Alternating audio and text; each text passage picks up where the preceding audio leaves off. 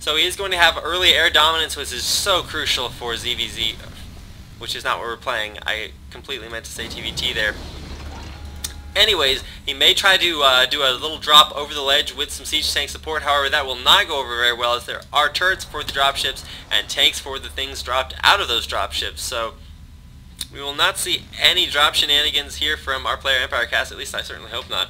A few tanks trickling down for Kas, where while we see Strelok start producing crucially a Thor.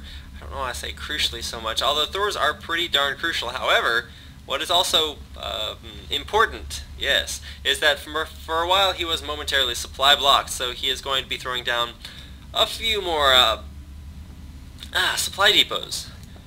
Definitely need to grab some water after this. So supply depots coming down for no one at the moment.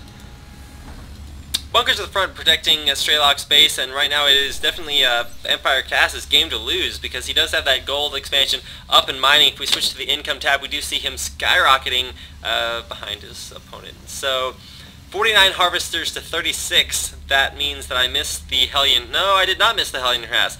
Here they come back in for... They haven't gone in once. So here come in the Hellions. They do not want to go for that gold base, although they are going to go for the gold base. Oh, they are getting hit by the Marines. Need to pause and take out the Marines. They could take out all those Marines if they get caught in a nice line, but no, the Marines stay horizontal instead of vertical and take out the Hellions before they manage to get in there. Killed a few Marines off right now, but that is not going to be enough for this drop coming in from Empire.Kas. He drops into the back of Strelok's base. It leaves a bunch of Marines and a tank, with tanks on the low ground for support, but these Thors are just so beefy, gonna come in here and take down all the Marines. If we check the health on the Thors, they are in no danger of dying, and that was an epic Thor push to end the Marine harassment, and in the end Strelok only lost a few Marines and a tech lab on the starport. So right now, if we check the army tab, it is not going to show very well for our friend Empire.Kas, who is have a larger army, but definitely way lower tech. Look at this tech coming out for Strelok. Thors, tanks, Marines, and Vikings. So the only thing Empire.Kas has is mass Marines, and that is not what you want versus all of these tanks. The tanks are not siege, but they are going to siege, and as soon as they siege, we see all of his forces die. So many SCVs dying, so many Marines dying. Taking out the Thors, though, and the siege tanks in the back, going to be too much. Not going to be able to kill those Thors with the mass repair SCVs. And this is such a good strategy I do not see enough players doing. If you're going to go mech, if you're going to get all the Vikings and all the siege tanks, throw in SCVs with your army. As you can see, we have... our Strelok has more SCVs anyway, so it does not hamper his production at all.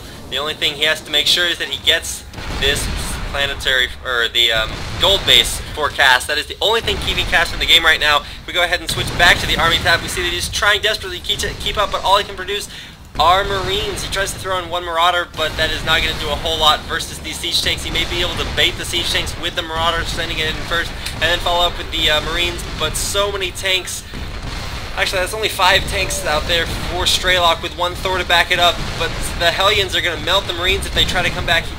Is he going to try to do drop strategy? No, cannot do that because of the Thor. This is a perfect unit combination from Strelok, and right now Kas is in dire straits. We see the command center. Those Hellions are not going to do very well with those rocks, but the command center are going to attempt to land there, and Kas failed siege right there. Does get 1 siege tank in, pick off maybe, yeah, he picks off 1 tank, but definitely not worth it for Empire.Kas, as he did lose all of those Marines right there. Scan from Strelok just to get a little bit of extra either range or scouting information on the forces coming in there from Kas. Kas not repairing the command center, as he does have to lift off his gold base. So right now we do see the gold expansion starting for Strelok, who is getting an orbital command at the gold. A little bit of a tough guy move there to go ahead and put the orbital down there, as he could really use a planetary fortress right now. The Marine stimming coming in. Is he going to pick off the planetary fortress? No. All the siege tanks for Strelok siege back there, and there's going to be absolutely no way that he can push back in there. That 1 siege tank that did have range on these, oh no, there's 2 siege tanks, but they're just out of range. He needs to scan to get that range.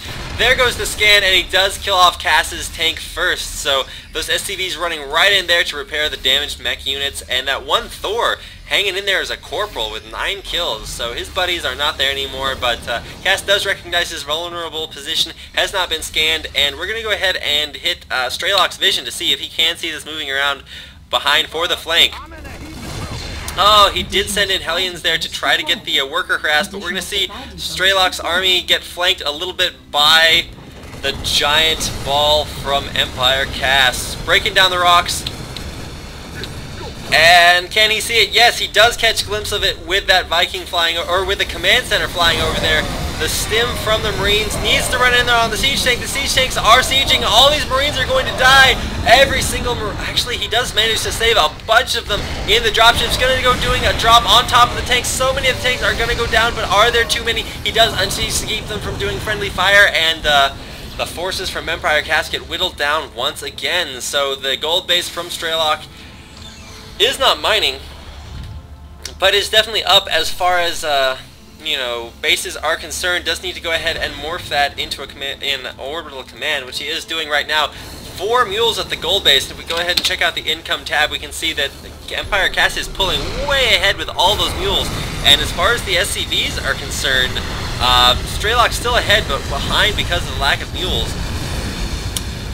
Hellions run in there to try to get some harass on there. Oh my goodness, they are going to be able to get a couple of hits off on the SCVs, or on the mules, but right now there's nothing keeping this command center from going down. He is sending the mules crucial. Oh, the mules are actually mining, but the SCVs are trying to repair this command center. It needs to lift the command center up, or it is going to go down to the siege fire. Sends the Marauder in there to take a couple siege hits to give it a little bit longer mining.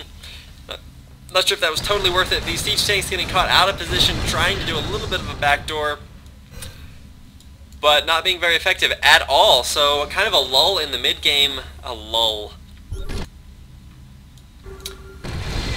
We see the siege tanks against the... Oh, and there comes the GG from Empire.Kas. His siege tanks were out of position and just superiorly teched out by Strelok. So Strelok went for the heavy tech route and managed to hold on through the heavy marine oppression of Empire.Kas and take out the win for Game 1. So going to be moving on to Game 2 in the set. Thanks for watching, guys. GG.